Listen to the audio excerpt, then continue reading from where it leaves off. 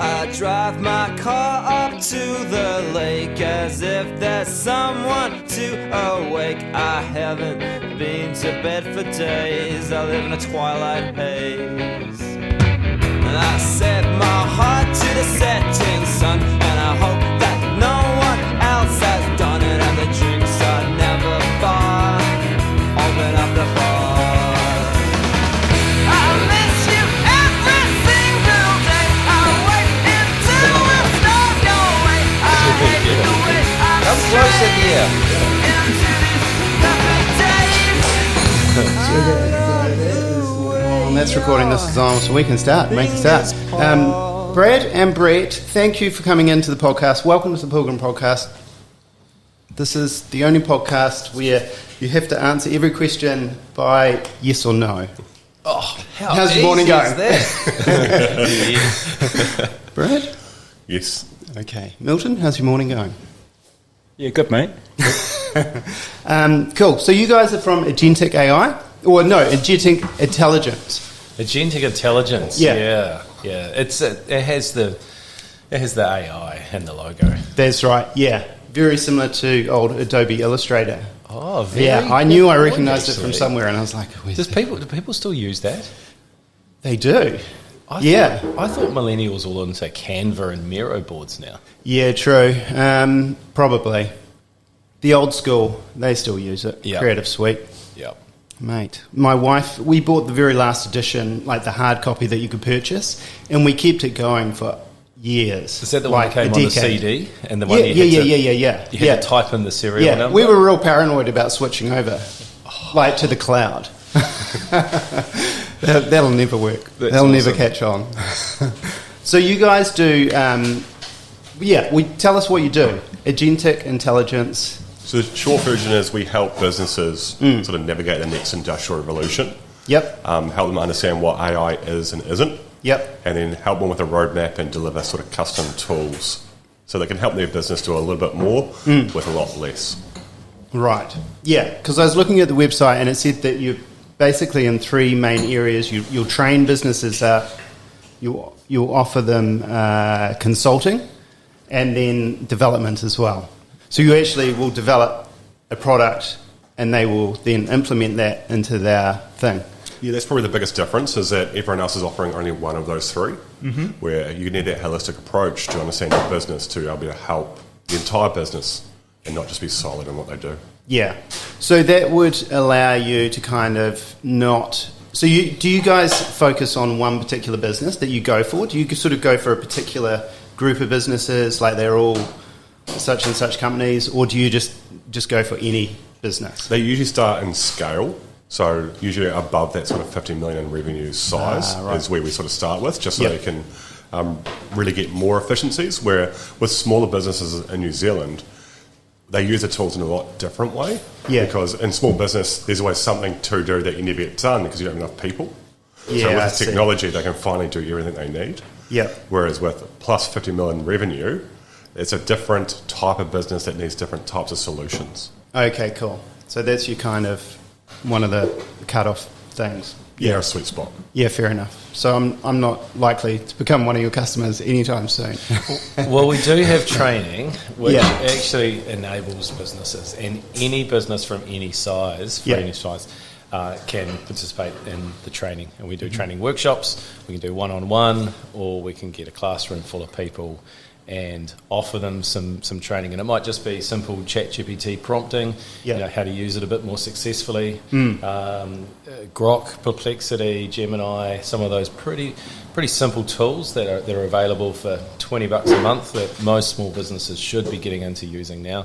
Yeah. And for $20 a month, you'll pay that back in the first month. Yeah, I still haven't got an actual subscription, but I've been meaning to because you told me, it's 100 times better?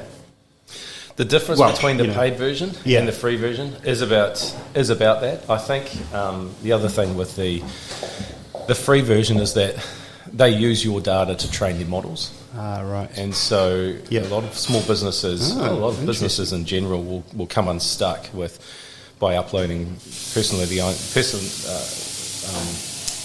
what they call PII PII, data. so personally identifiable information. Oh, right. So if you put PII data into, say, a free version of ChatGPT, you breach the privacy law within New Zealand.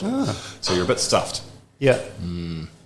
Wow. So technically then you wouldn't be able to use the output, like legally, or you can, or it's just You you're shouldn't breaching... use the output, but you also need to inform the person who you've breached that privacy law as per the laws. But again, it's not a one thing that's really well known, because everyone's sort of thinking that an AI is like a search engine. Yeah. Where I put in a question and it answers. Yeah, I see. So that's just the free version of ChatGPT. And the problem with it is because it remembers?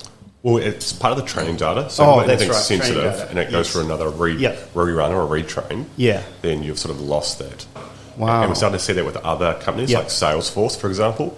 They just came out and changed their terms of service. So any data you put in is no longer your data. You can't train on it. Flat. So if you're a big company and you're putting in, screeds of data about all your clients, you can't pull that data out to train on it. It's then sort of Salesforce data in their ecosystem. Is it kind of reversible, or if you signed up to an account, would it still kind of then, would it go back in history, or? Not probable, no. So with the paid version, you can silo your data. So the Teams version, it's like your company. You can keep it on a sort of an island to use. Ah, nice one. Yeah, I would like to get the paid version, even though, I don't know, just from what you've told me, it sounds like it will be an improvement. Yeah, it is. It's probably less generic answers. The other thing about particularly ChatGPT is that you train it up to be more familiar with you. You can it almost develops a personality, and I'd argue that my ChatGPT is very different to Brad's GPT. As a really good example, right? Because of the way that we have asked it questions.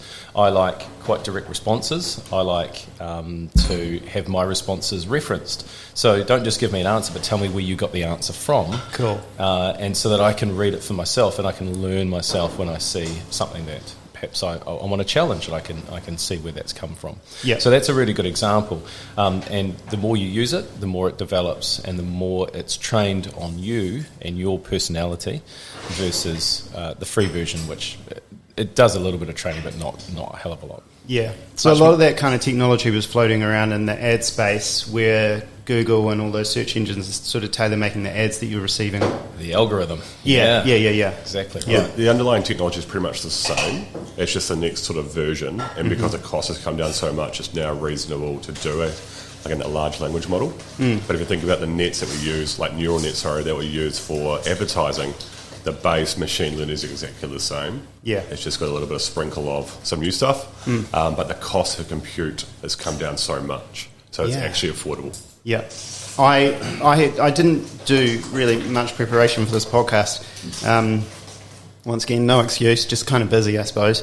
But I started just like, what am I going to do? I had some work last night to do in the garage, so I was sewing, and I check on podcasts and stuff. So I thought, go to Joe Rogan, listen to his latest AI one with those two brothers. Can't remember their names, and they're kind of in sort of the security side of things, and sort of a little bit nervous about the international kind of ramifications. China providing all the software. They were talking about these.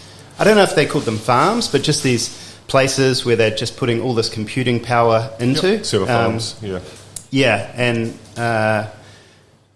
it sounds like another race, like another arms race, but it's a intelligence kind of race. It most certainly is. If you think about how people start to use it, so it learns you intimately. Yeah. So it becomes an operating system for your brain. And they've got a saying like, not your models, not your mind.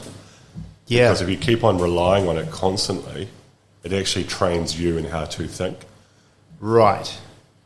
But you're saying is not your model, not your mind, but you're sort of hoping that your mind will become, or your model will become very similar to your mind. Yeah, it's that's what you're aiming for. How you use it, but also you've got to think about other influences. Yeah. So if you're nefarious and you wanted to slowly change That's how right. people think, this is one way you could do it. Yes, yeah.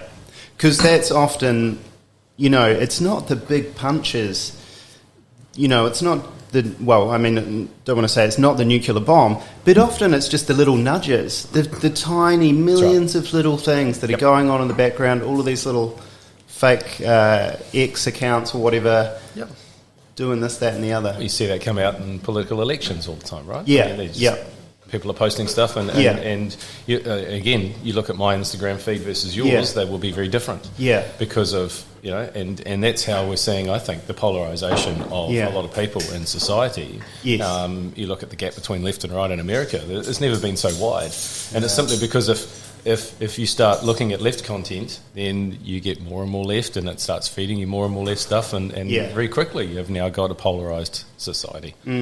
Yeah, I've been thinking about that because it's not new necessarily, like manipulating people, how to win friends and influence people or whatever. Propaganda. Yeah, it's kind of always been around, but now it has a new kind of technological kind of cloak. Yeah, and like you can misremember history. Like when Google released their first model, they had black females as the founding fathers when you asked for an image of them. That's right. And from all the history books I've ever read, it's the good guys that always win. So you can see how things can get either misportrayed or rewritten based on the victors or based on who is most powerful. So it's one of those things you actually got to think through before you use and have a plan around it. So it's kind of, AI in general, amazing tool. Could be used for good, could be used for evil. How is Agentic Intelligence using it? Good, definitely good. We should have a lie detector. We should have you hooked up to like a polygraph test at the same time. The biggest thing for one is that we've found there's a lot of skill shortages within New Zealand in regards to people. So if you think about baby boomers retiring, and you think about the new people coming through, it's the smallest generation we've ever had. Right. So our customers are going, I need, I've got 10 quantity surveyors, I need another 50. What the hell am I going to do? And so it's augmenting that workflow to make them do high-level tasks. Yep. And the smaller stuff can be done and automated by AI. Brilliant. So you still need their experience, you still need their knowledge to call bullshit or to know what's good or bad. Yep. Because it does hallucinate if you don't use it properly. And hallucinate just means make things up. Yeah. So it's keeping our skilled people at a high level so it can do the grunt work for everyone involved. That's cool. That's cool. I 20 years ago, or even maybe 5 years ago, they were saying, often they'd bring up those graphs about China, or they'd say, even America, the workforce, the population, this is happening, and this big chunk of people are kind of moving gradually off the cliff. What's going to happen? Like think about the one-child policy. Yeah. Like China's population will halve by 2050. So this is come about at a great time to be able to perhaps solve some of those problems, I guess. Maintain those living standards, those expectations for people as well. Yeah. Wow, that's cool. But so that's one example in New Zealand where we're able to implement it. Yep. Just cool. What's another one? Give us another one, Brad. So a lot of it are looking at like competitive advantage. So working with a few digital marketers to say, look, I can't work with a large proportion of the small businesses in New Zealand because I can't afford my referral fee or my monthly fee. So how do I take my knowledge and give it to all of small business, which is 95% of the market? And so we've got platforms called Your Marketer, which does the digital marketing strategy. It creates content, creates videos, tells them when to post, so that small businesses can actually take advantage of it as opposed to paying for a big digital marketing agency. So that's live now. Wow. And that's one of your products? It is, yes. And so that's a subscription-based product? Yeah. Where can people find that? So yourmarketer.co.nz. You never told me about that one, Brett. No. Well, there's a lot going on. There's a lot of platforms. Yeah, you're absolutely right. Yeah. There's a lot more as well. And look, that's just an example of something that typically would have cost, $5,000 to $10,000 to get a marketing strategy, and then create the ads and the videos, the images, the icons, the content, the ad layouts, using brand colours. Well, that's $50 a month now. Yeah. Right. So we're taking all of that knowledge from the marketing agency, and we're putting it into an AI, and then allowing the AI to deliver that to an organisation that wouldn't otherwise be able to afford it. Yeah. And we're seeing a lot of this happening in the market. It will become quite a split market. What you'll end up with is organisations providing very high value, high touch. Let's go out for a coffee, a game of golf, and I'll give you some I'll help you with that thing. And it could be I'll give you advice, it could be legal advice, it could be marketing, it could be recruitment information or something like that. So we'll find organisations will be in that camp, and they will absolutely look after you. Yeah. And they will cost you. They will cost you money because you're interacting with people. Yeah. The other end of the market will be very high volume but very low cost. Don't expect to talk to anybody, but you know what? You'll get your tax return done for $20. Yeah. Right? So, and nothing in between. Organisations will have to choose which camp they are in, whether they're going to charge you $3,000 for your tax return to take you out for a game of golf, or $20. And there'll be nothing in the middle. Yeah. That's interesting. I would have thought that maybe there might have been a little bit of middle ground, because surely would it free up some people to go to golf or not? It would. Would you know, your job's been taken care of, now we can spend a little bit more time on customer care? Or Well, one unexpected sort of process from your marketer was the outputs were actually better than what the people could produce. the outputs are better than what the people could produce. Yeah, so if you think about the marketing strategy, for example, it was a lot more comprehensive than what that particular shop's staff could produce. Yeah. So if talent is now free, Yeah. where's the value in business? Yeah. Oh, boy. So it just augmented and changed where the value was for say, services industry, where it came down to communication, resilience and leadership, as opposed to knowing your industry for 20 plus years. Oh, wow. Yeah. And the more niche you are, the more likely you are to be disrupted. Yeah. The more niche you are, the more likely you're to be disrupted, in the sense that the product or service that you provide. Exactly, yeah. So if you're a derivative of some lawyer doing, I don't know, resource planning in Southland only, because you can charge quite a high price because there's a lack of people that specialise in it, AI can do that work relatively easily. Yeah. Previously, so there was a high demand for this, but there was very low supply kind of thing. Yeah. And then all of a sudden AI's everywhere, and boom. Well, a lot of people got access to what, one person travelling around a large area. Yeah, I see. That's exactly right. I mean, what used to take 6 years at university and maybe a 10-year career, you've got as long as you give AI the right information, and it could be legislation, could be recent cases, court cases. You train it up on that. You can ask it questions, and it's becoming smarter and smarter. And to a point where for a $20 subscription every month on ChatGPT, you could get some really good legal advice. And Brad's got some experience. We've got a competition against a couple of lawyers, haven't you? We took 3 partners from an employment law firm. Yes. And we gave each other both the right legal documents. And we had a competition, me, who doesn't know anything about law, plus ChatGPT, and the document, versus 3 of the partners of the law firm in sort of a competition. Cool. And unfortunately, ChatGPT wiped the floor with him very, very quickly. So like in less than 15 minutes. And it pulled out things that they forgot or didn't realise or didn't think through in that session. And then like the University of Otago, we went down there to the neuroscience department. They would have been thrilled, Brad.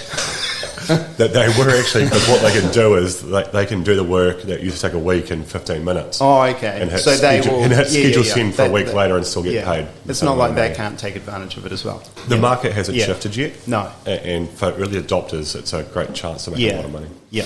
Well, it's actually a really good point, and this is what we're seeing happen more and more.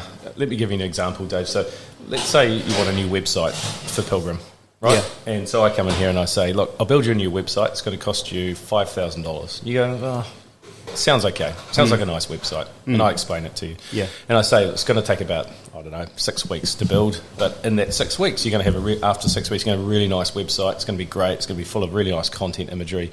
And you're probably going to say, that sounds really good.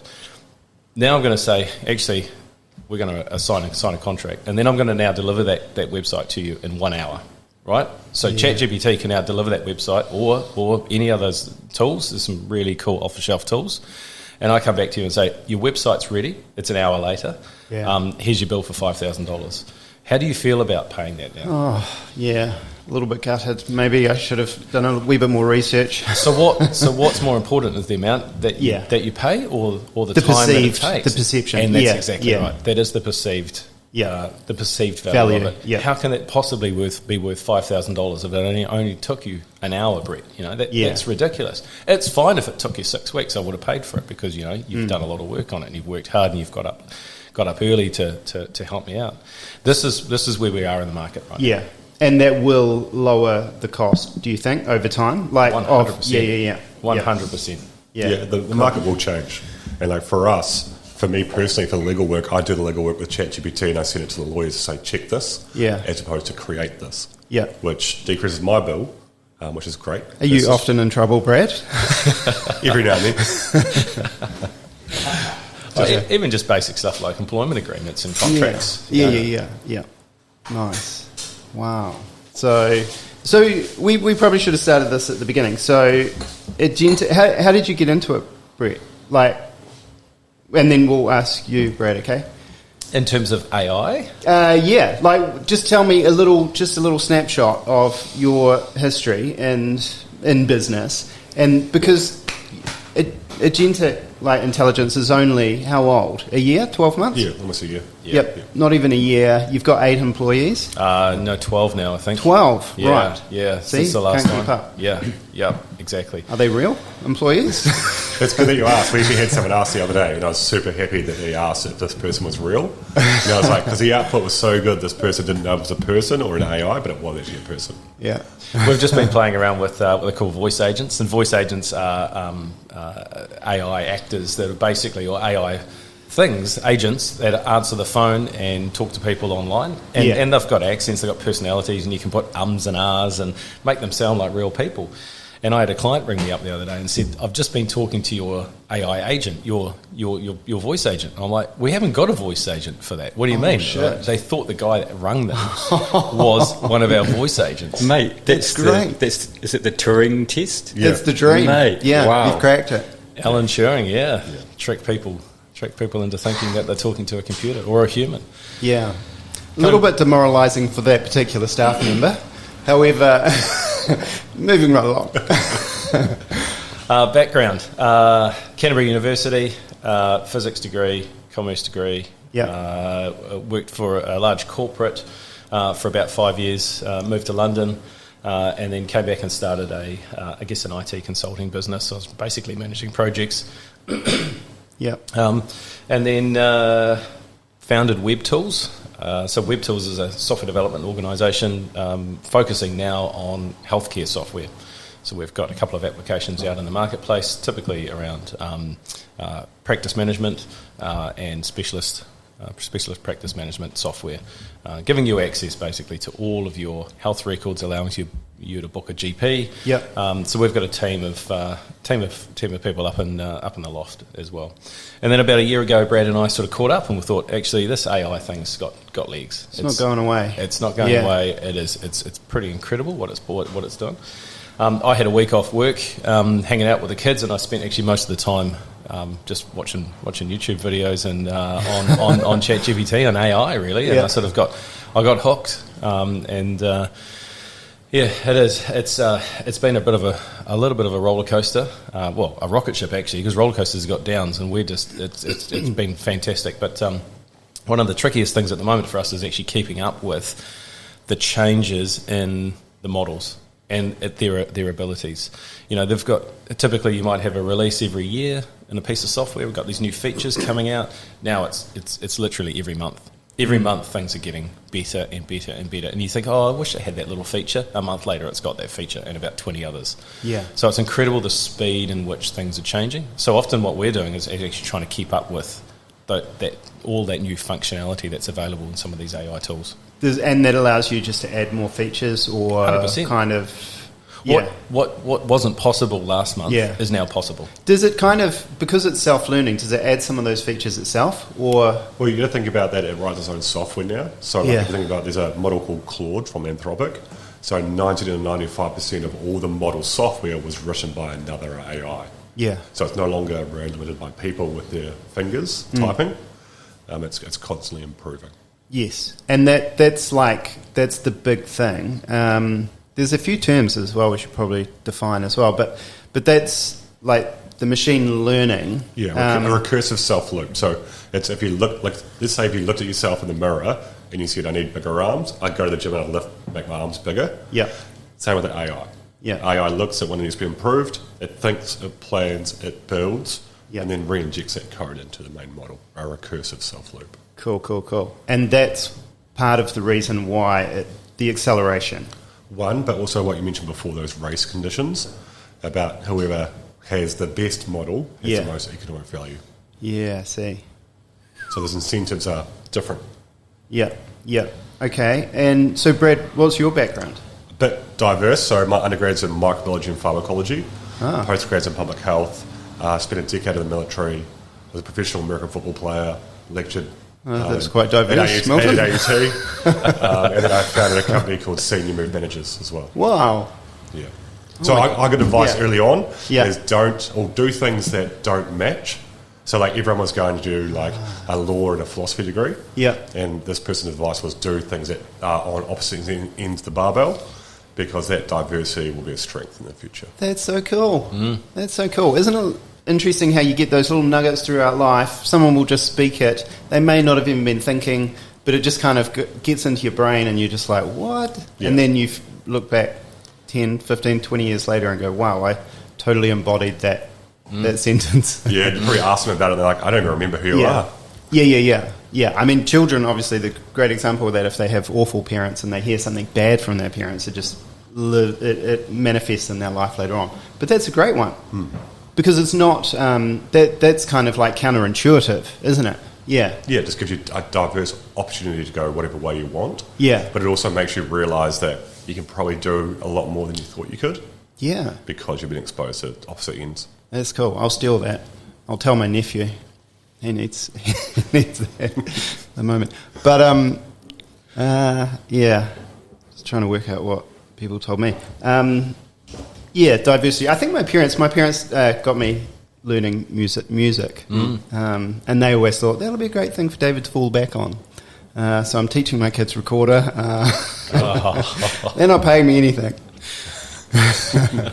Anyway. I hope you got some good earmuffs. When my daughter came home with a recorder, I think we put her outside and said, you're practising out here. Yeah, I've got a running joke with a good friend of mine to buy the most annoying birthday gift for each kid. Oh, so every time it's his son's birthday, I get him a drum set or a recorder or whatever's the loudest possible toy I can find. Yeah. And for my son's last birthday, he got a really loud, those fake lawnmowers, but they're super loud. He got me that. And of course, my boy loves it. Get him a smartphone. iPad. How old are they? Four. The Facebook account. Oh, that's good. No, it used to be, what was that, quicksand, silly putty, Play-Doh stuff, and it used to get stuck in your carpet. Yeah. We used to get, often you'd have a birthday party and, your daughter would invite all of her friends around and invariably one of them would turn up with this silly putty Play-Doh stuff and you're like, that is going straight in the cupboard because that is getting re-gifted later to the next person. Yeah, there's some horror things. So talking about toys, creativity, as far as creativity goes and AI, how do you think it's going to impact all of the creative arts guys who are like sort of, pretty keen to keep their paintings legit and all that type of thing? Well, it's the idea of scarcity.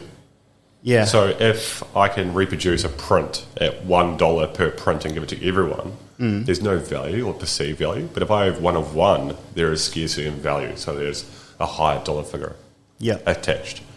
If you look at what we call the video generation, so there's a model called VO3 from Google. It produces trailers and videos that are imperceivable than what's real life. Yeah, man, I've seen some of those. So it will either empower people to be a lot more creative because they don't need the big ticket and a whole lot of money to start something. True, yeah. Or people will not use it because they just, they don't feel like it's, or they feel like it's cheating. Yeah, that's right. Are you aware of Italian brain rot? You probably are. No, I'm not. Is it Italian brain rot? Yeah, mate, you mentioned it the other day, but yeah. I'm not quite sure what that is. It's images that the kids are into it at primary school, and it's like a shark wearing rollerblades. It's a bad version of AI, Right. but it's got a catchy jingle and it has some rubbish, and the kids are all into it. Wow. It's kind of like a meme, but it's a very low quality, lo-fi kind of. It's a tongue-in-cheek kind of AI joke, but you know, kids, things just catch on and they become viral.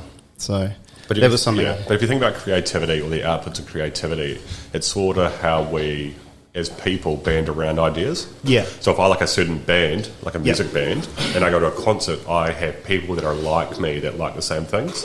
So therefore I identify with them, so I want to go to those events. Yeah. Same with art. Yeah. So as far as musicians coming up with like lyrics to songs and things like that, but they still can produce like a one-off work of art using AI, right? Certainly. And they have ownership of it. Yeah. Yeah. The ownership gets a wee bit murky. Oh, okay. Or like if I think about IP law, so if I wanted to patent something, I couldn't Right. patent something that's produced by AI. Ah, right.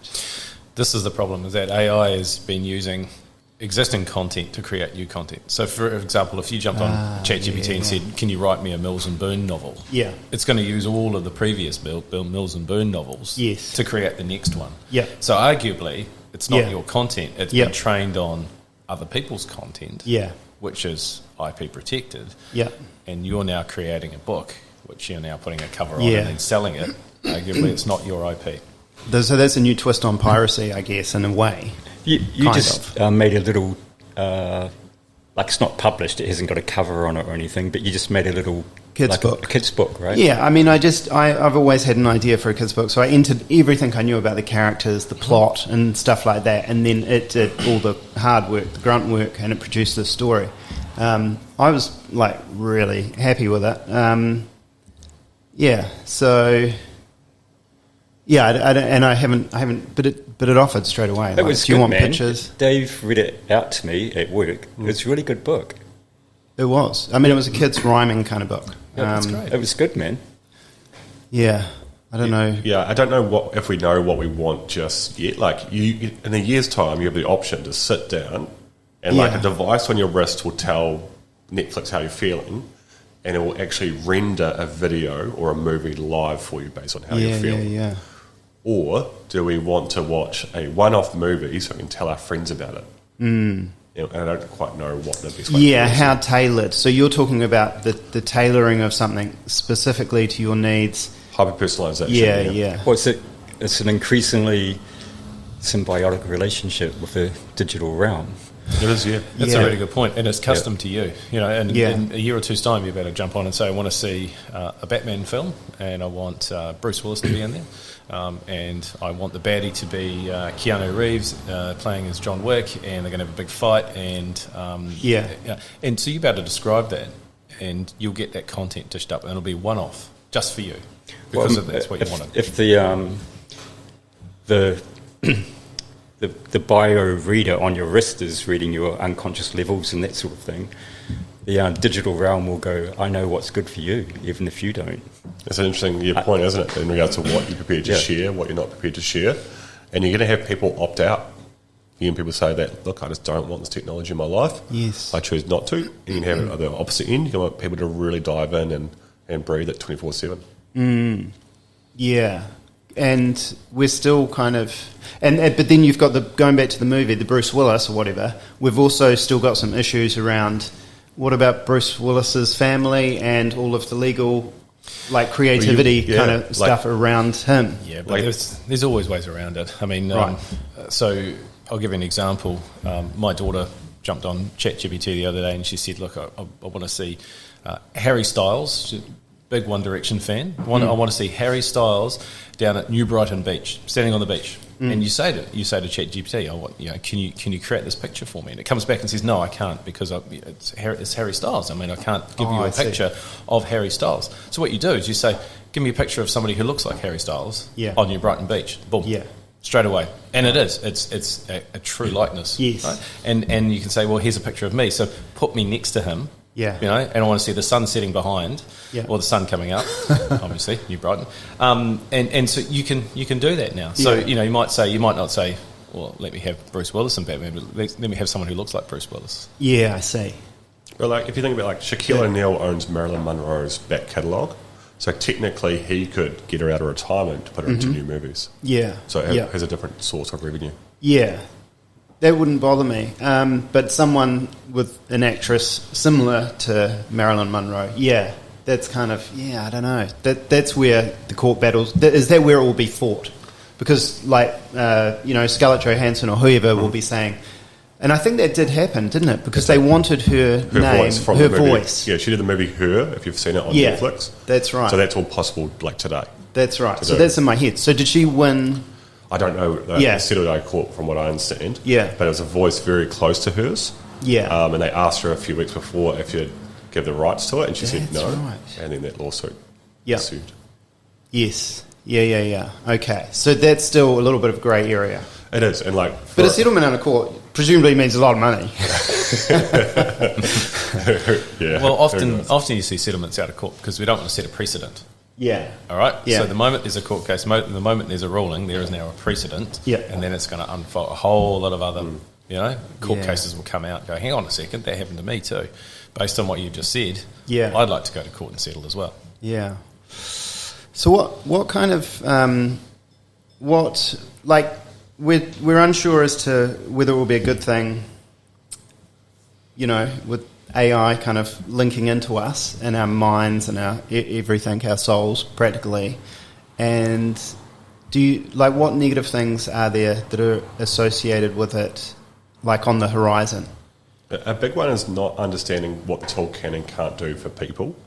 And there's always this immune response from organisations when we come in that you try and take our job.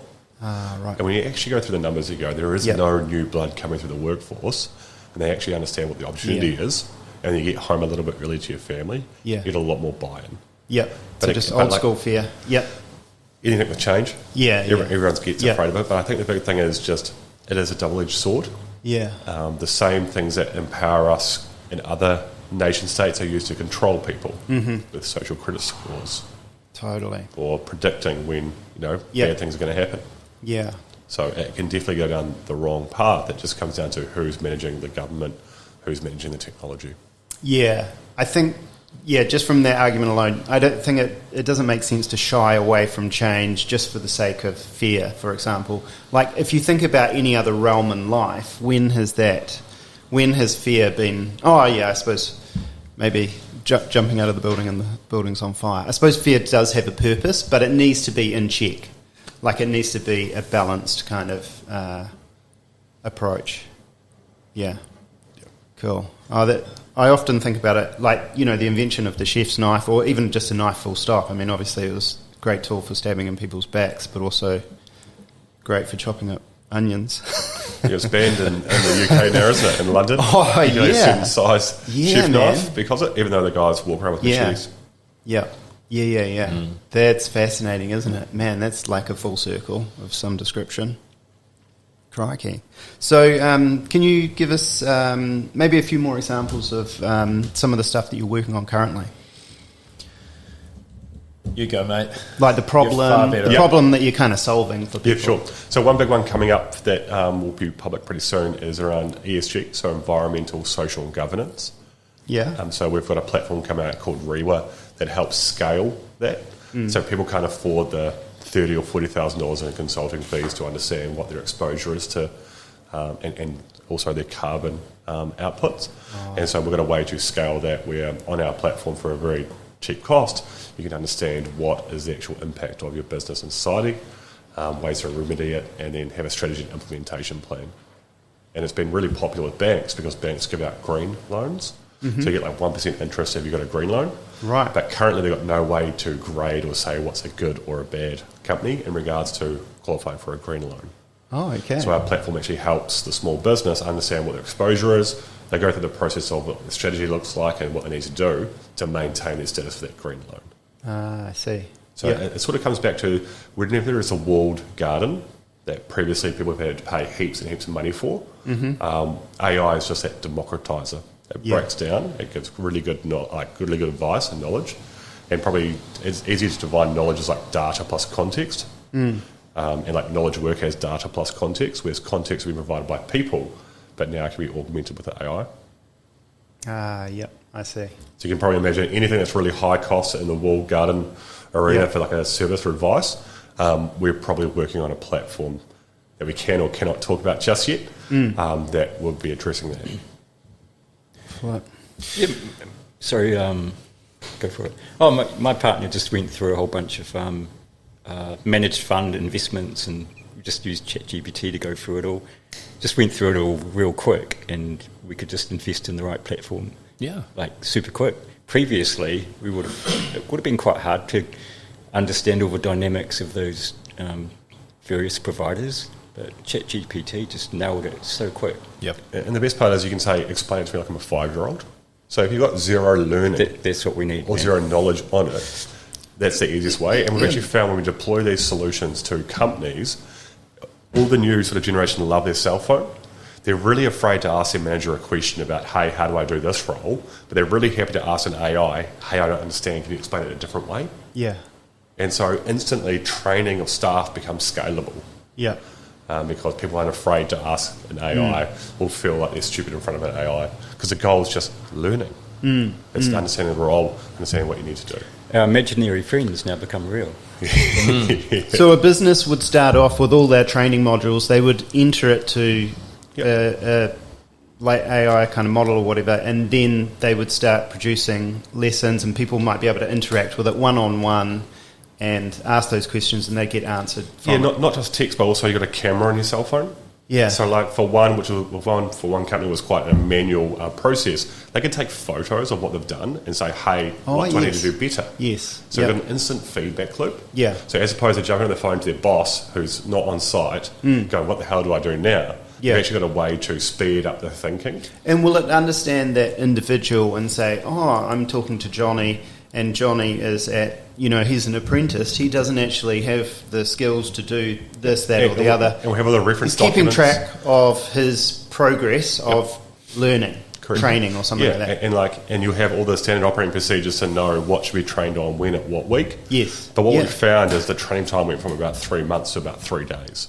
Oh, flip. Because you had, your expert in your pocket That's for whenever fantastic. you need it. Yeah, You're yeah, not yeah. afraid of looking like a dick in front of your boss. You got instant feedback. And then also the business gets the feedback of like the messages or the photos like back to the head office, and then the head office knows what to train their staff on better in the future.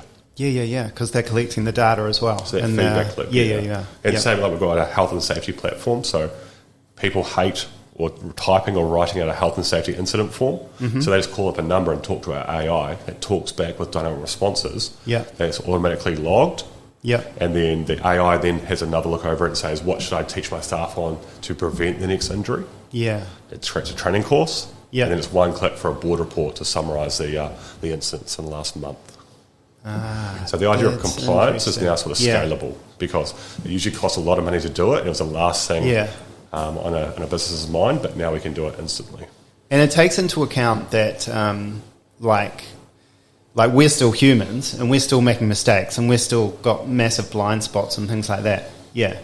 But yeah, that's cool. Because Milton, you came up with a real funny one, was like, ChatGPT, please give me some advice on someone who's really unorganised and forgetful about, blah, blah, blah, blah, blah. Just like this interaction between sort of an idiot and this super intelligence.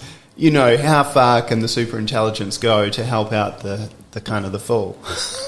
Yeah, well, in some businesses, they personality profile their staff. Yeah. So, like, just profile, there's 4 different ways that people like to be communicated with. Yeah. And then the company has a list of each of their staff to know how they like to be communicated with. So when the CEO or GM puts an email out, it's actually tailored to them. Wow. Because the goal is understanding, not grandstanding. Oh, crikey.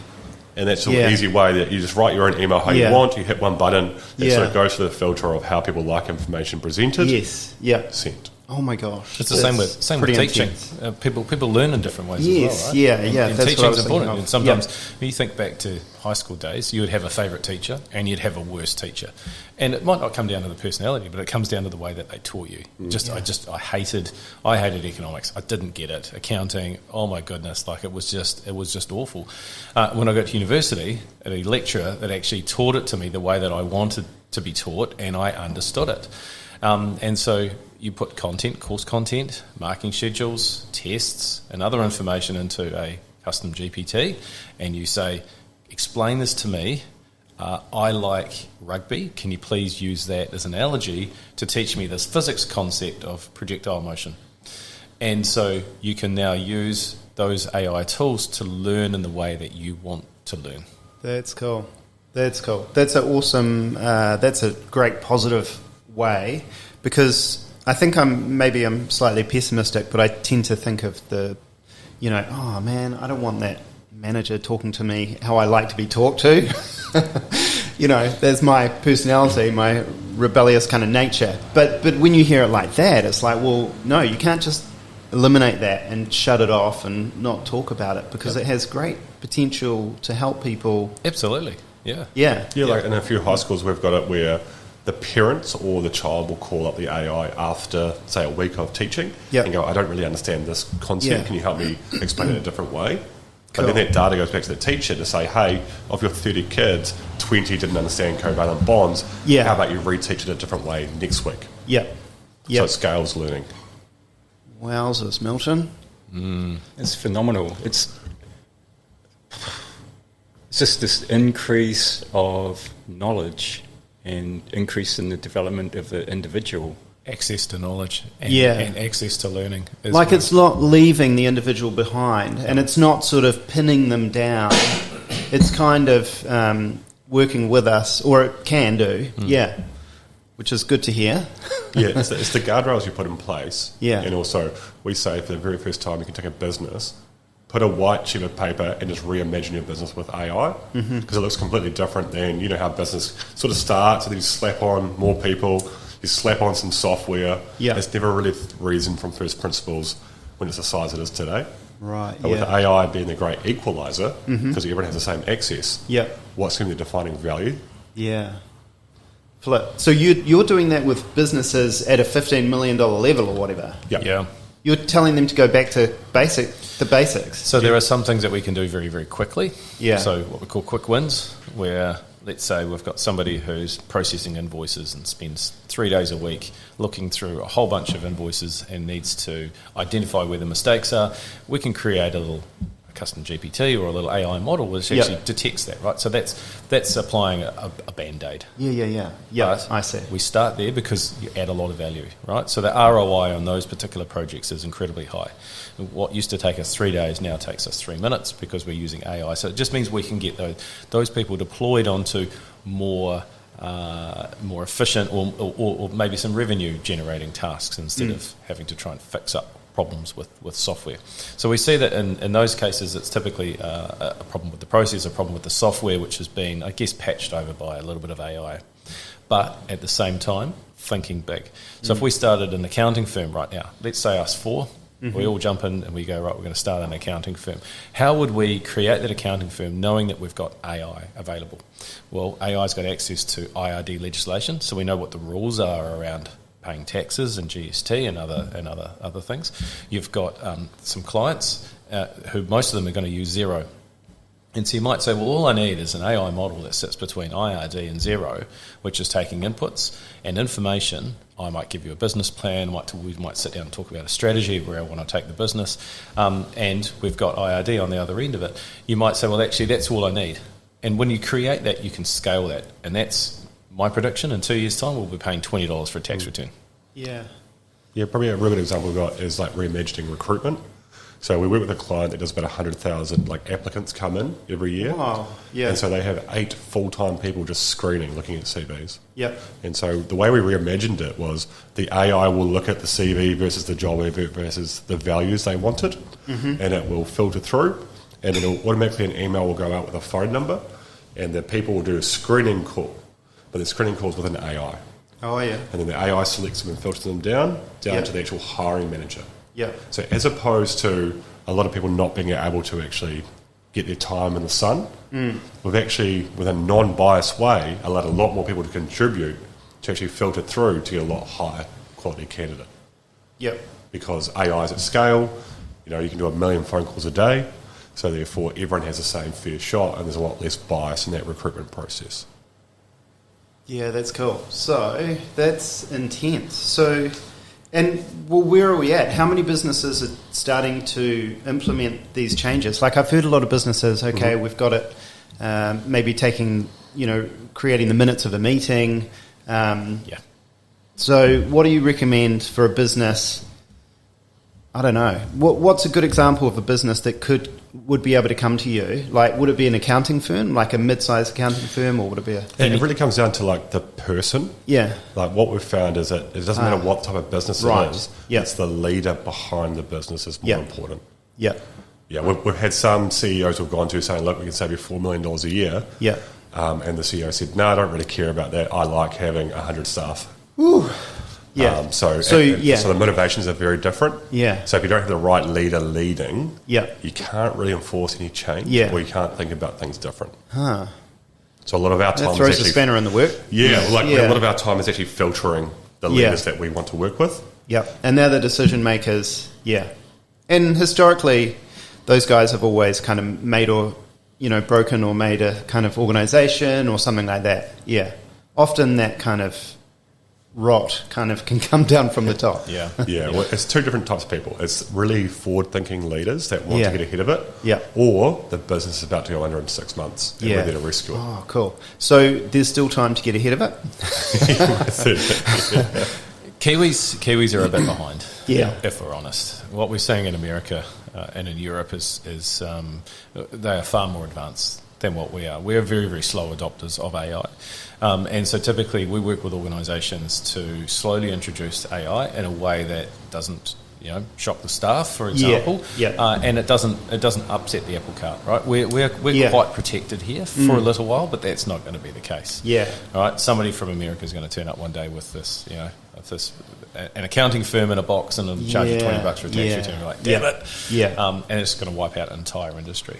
Yes. And so what we do is typically that engagement's really important, and one of the most important things of what we do is around what we call change management, which is looking at the impacts of AI on people, communicating that in a way that is open and honest, and hey, we're looking at AI and these are the reasons why we're doing that, and this is the impact that's likely to have on the organisation.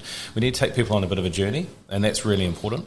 And so typically that starts with a bit of training. How about we take away some of those really annoying jobs, the low value jobs that you're doing in your day-to-day job, some of that more annoying stuff, so you can actually like Brad said, allows you to get home earlier to your kids, or go work on some of those things that you enjoy doing more.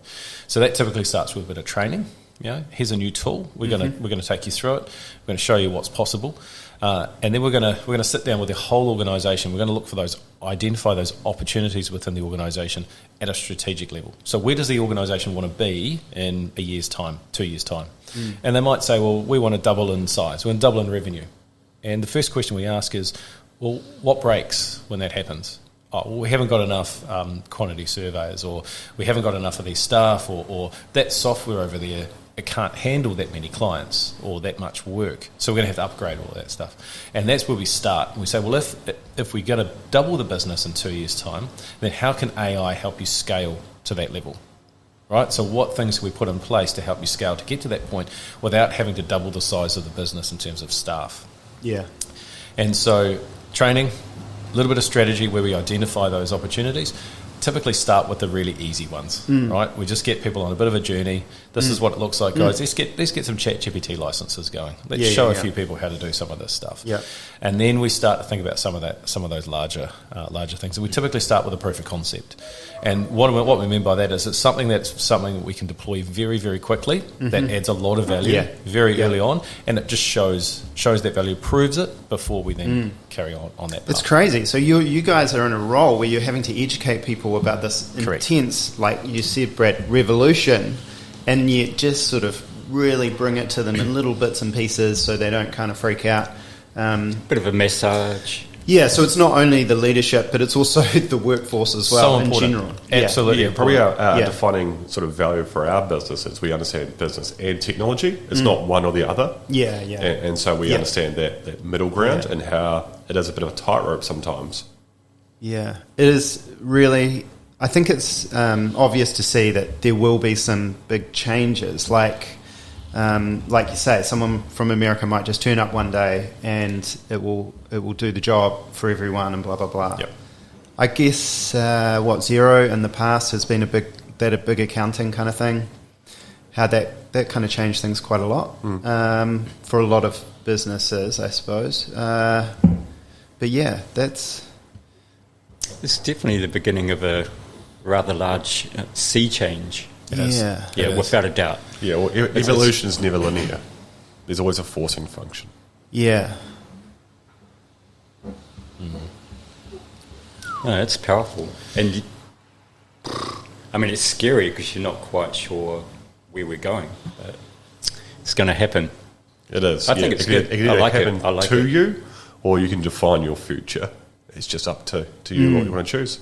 Pick your own adventure. Yep.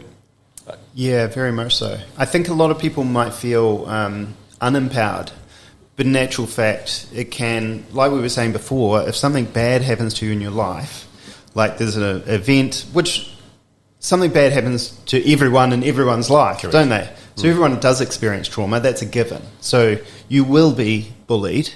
Like that's what you can tell your kid at school. It's not if you're going to be bullied, it's when you're going to be bullied. And then how do you react to that? How do you respond to that? So with the case of AI is going to happen. How are you going to choose to respond to it? Yeah. Yeah, most certainly. Yeah. And then, so we need to, kind of embrace it to a certain degree. Yeah, or just make a decision if you're going to embrace it or not. Yeah, exactly. And that's probably where it all sort of move starts. on. Yeah.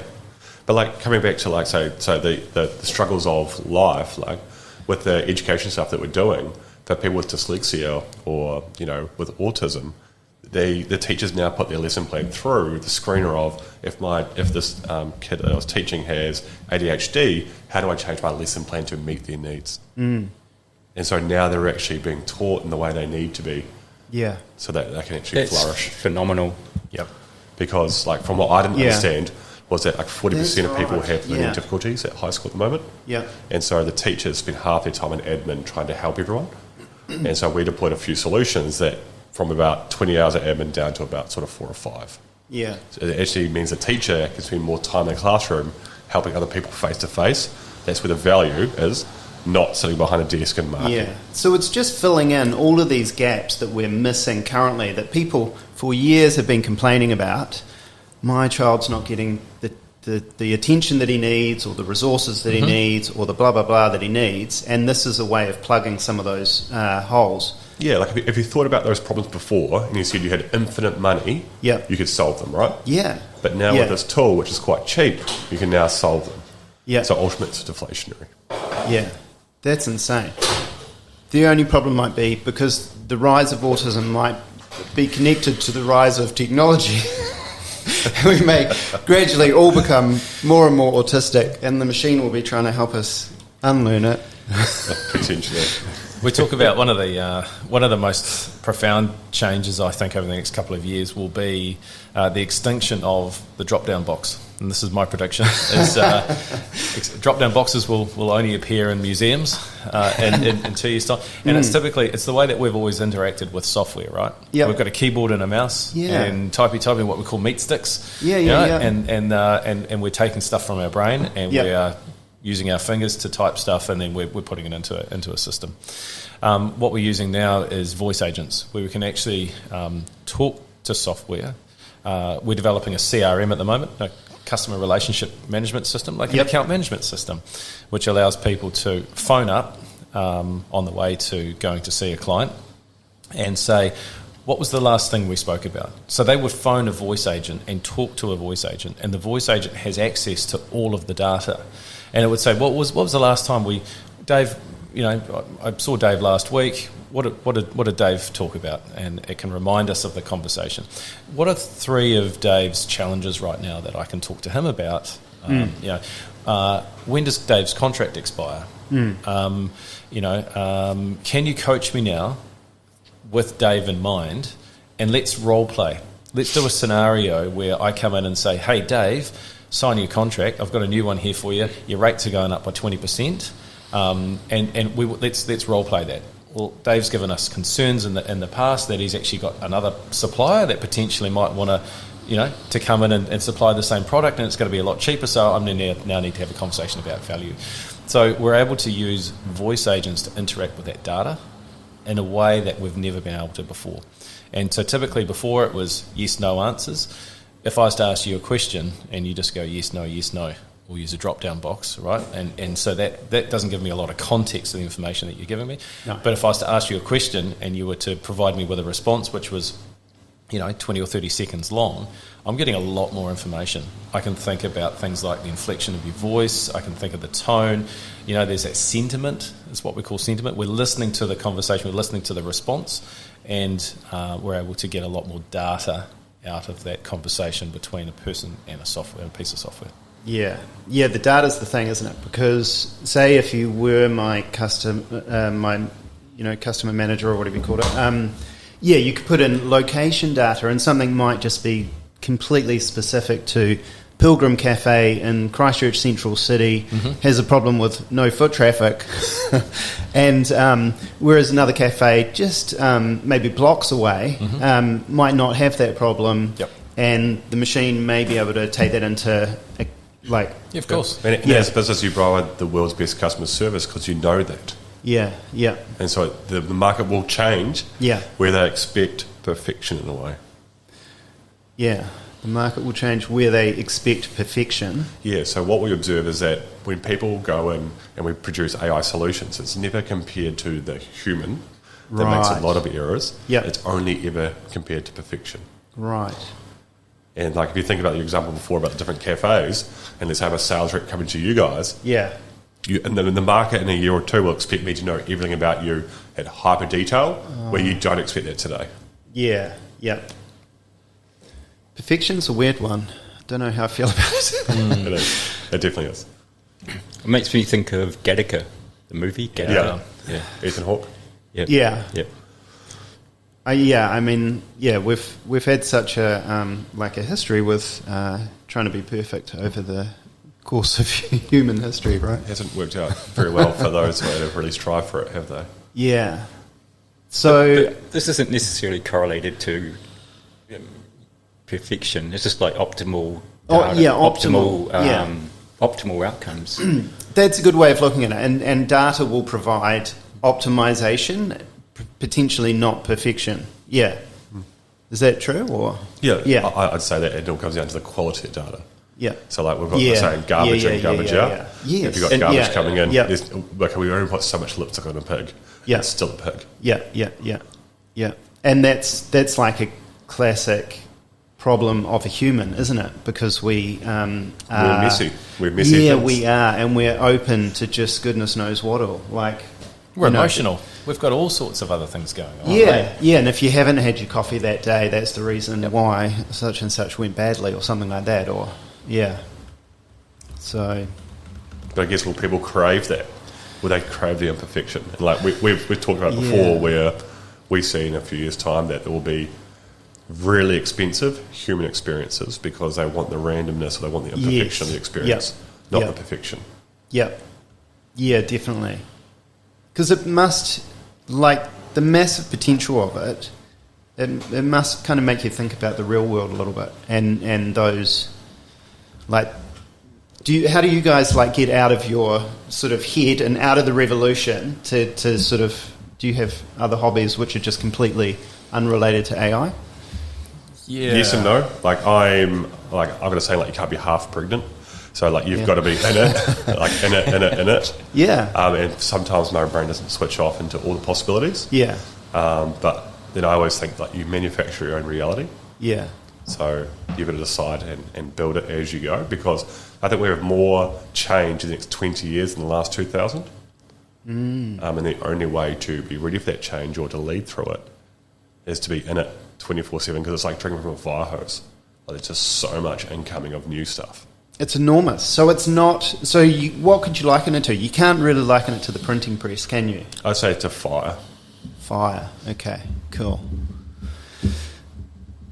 Right. Just undoubtedly a hyper revolution, Dave. Yeah. It's not even a standard revolution. Well, you look at the speed of the internet, right?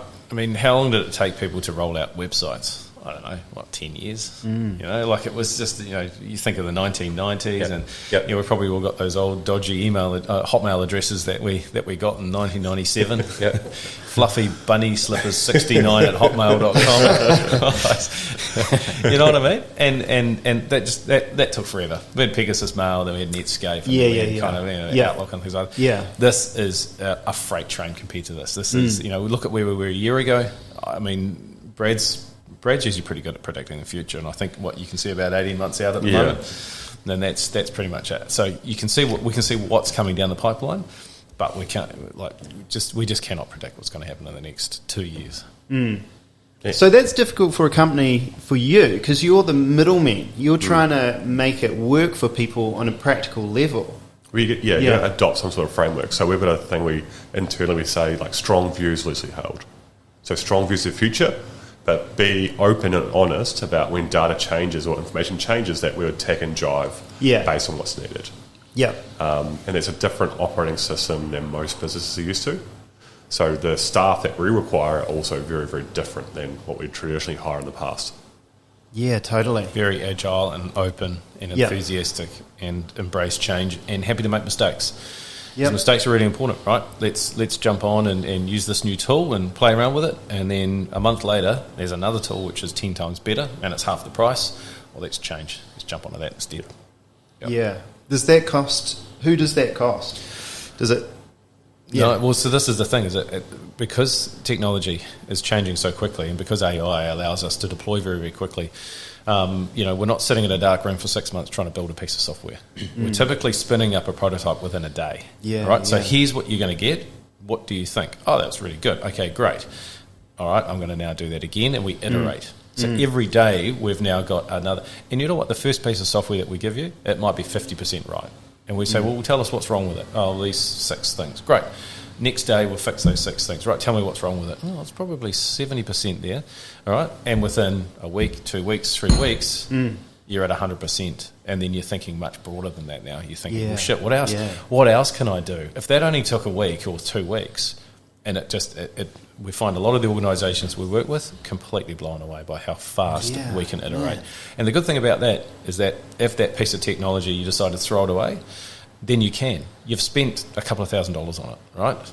And it doesn't. And so a lot of organisations we're working with, we're dealing with legacy software, big systems that were spent millions and millions and millions of dollars on. And that's been justified to the board. It's been justified to the shareholders to say, this is going to change our business. We need to spend $100 million on this piece of software, or else. Oh, it's outrageous. And then AI turns up and say, we can have the same thing, and it's going to take you a month. And they're like, hang on a minute, what do we do with that other thing?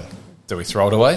You know, do we start again? Just quickly before we kind of wrap up, that's an amazing point. What's the New Zealand government doing? Because that brings to mind, remember the teachers' pay and stuff like that, and they got that big new software platform, and then no one got paid. Nova Pay. Absolutely. So the government was the New Zealand government kind of like, okay, guys, let's go. Do we have our own special AI department? We don't. We've got Labor and National coming out with new AI policies pretty soon. Coming out with a new election. They are underwhelming, to say the least. It's sort of a wait and see for them. Why does that surprise me?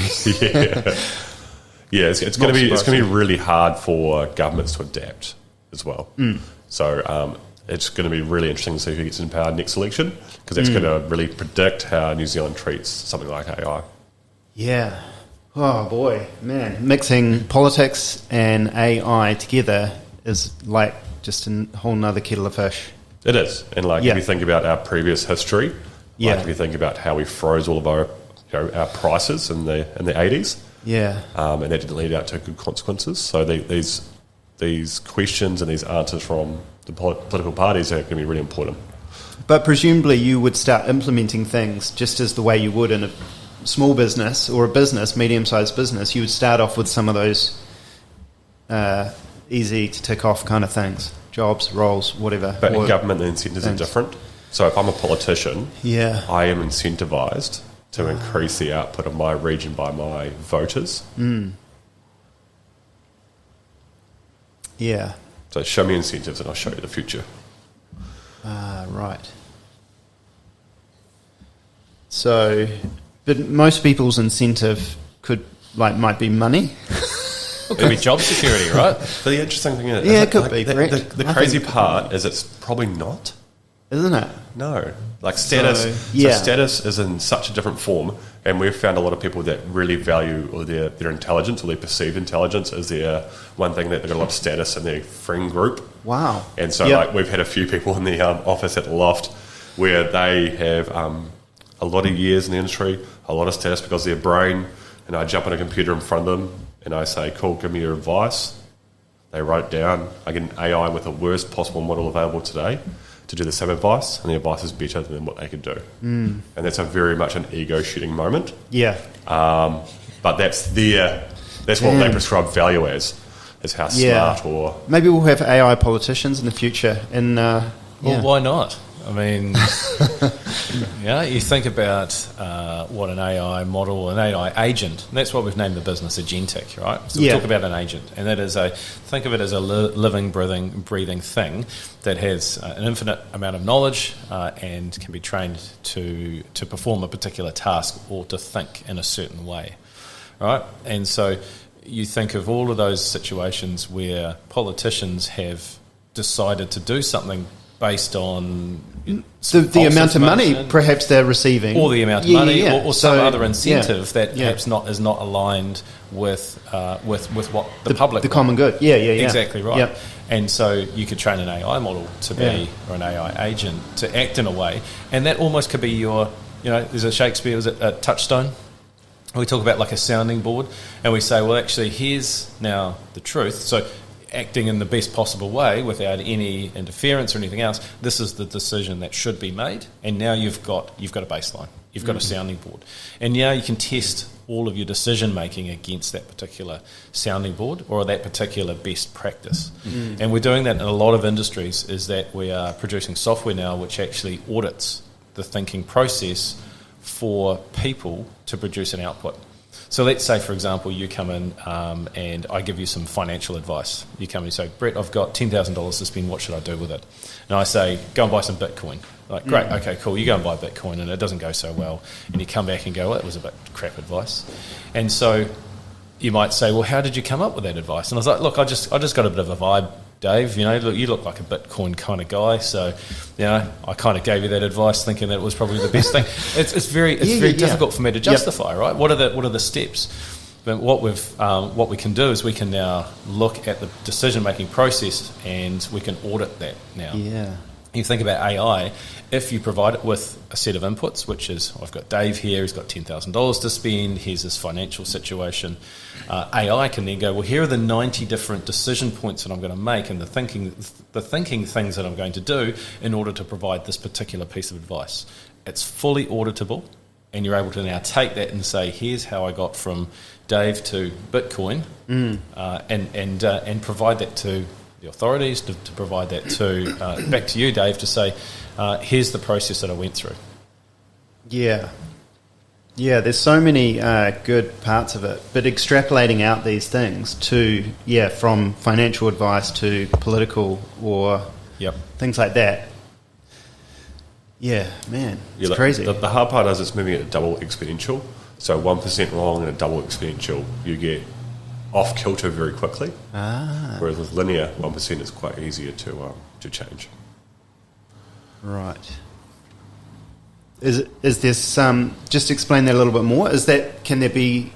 So if you think about the rate of progress, the magnification of an error becomes greater because of the speed. Correct. Okay. So if you're just doing it like willy-nilly without a strategy or without thinking through the process, really easy to get off kilter and go down the wrong rabbit hole. Yeah. Because of the speed of things are moving. Yeah, I see. It's already at 150, 160 IQ. The most commercially available models right now. Right. Wow. Look, I mean, it amazes me. Milton and I were looking the other day at how vinyl records are made. I don't know if you've ever looked at those magnification of a needle in the groove of a record, and we just can't fathom. I cannot comprehend whoever worked out how to put music and voice it's crazy. On a vinyl records. It is a miracle. And so I think AI is well ahead of me. It's well ahead of us all, to be honest. Yeah. Yep. Yeah. So what is it when we say like it's intelligent as a human? Is that like the sum total of humanity or what? It will be, so by the end of the decade, if you add up everyone's individual intelligence on Earth, the sum will be greater with AI. Yeah. Decade. Cool. Because I knew that it was more intelligent than myself. Yeah. Yeah. I think we've all had that moment of, you go for a walk and you go, shit, what's next? Yeah, that's intense. Yeah, okay. I think we'll have to get you back again next week. Find out about the developments, what's changed. We're going to have different views next week. Yeah. Yeah. It would be really cool for you to come back on again. Because I'd love to go through some of the more of the moral kind of issues and the... I reckon you're right. I reckon the moral issues are, and that's where I think AI is going to play a big part over the next few years, is the moral compass, right? I mean, because there's so many different versions of truth now. And it depends on who you talk to and their emotion and things like that. And it's like, you look at all the wars that are happening. You got some people on one side, some people on the other, and they both think they're right. Yes. But actually, and you always say this, right? There's always three versions of the truth. There's his, hers, and somewhere in the middle. And the actual truth. Everyone's got a view on things, and maybe AI is going to give us a bit of a sounding board to say, actually, given all of the stuff that's happened, given all the knowledge that I've now got, and given all everybody's opinions, here's the truth. That's right, because it was good to have this conversation and hear about these practical things that we need in our everyday life. And I sort of thought maybe that's too highbrow to talk about all that kind of that bigger picture. But in actual fact, that will determine, our kind of a relationship with it. Because I can sort of see, if you've got this ultimate, really intelligent being, maybe people don't want absolute justice. Maybe we don't want what it will give us, type of thing. Maybe it's not in our best interest. Those are the questions that we could talk about. Yeah, maybe it's going to tell us we're wrong. Yeah, right. Maybe your views are wrong, Dave. All right. Yeah, I mean, talk to my wife. Yeah. Maybe we could discuss that. We'll get her in here as well. Yeah, we're going to define, is it a renaissance or a revolution? Yes, I see. And we've got to make a decision to happen to us as opposed to osmosis sort of happening to us. Yeah. Because I don't know what your... those big beliefs, like whether you're a creationist, whether you're an evolutionist. I mean, that evolution happened over a huge amount of time. So whereas this is happening, like you say, the acceleration is just so great. Yep. Cool. What would you guys like for breakfast? Holy anything moly. Actually, I just saw some of those pumpkin chocolate muffins that Milton just took out of the oven there. They're smelling pretty good. Yeah, mate, that'd be easy for me. Easy for Happy you. with it. Pilgrim butty. Yep, easy. Poached egg with a bit of bacon on sourdough toast for hollandaise. God, it actually all sounds really good. Cool. Sweet. You know what? I'm going to ask ChatGPT what I should have for breakfast. Sweet, guys. Thanks so much for coming in. No, thanks, I appreciate it.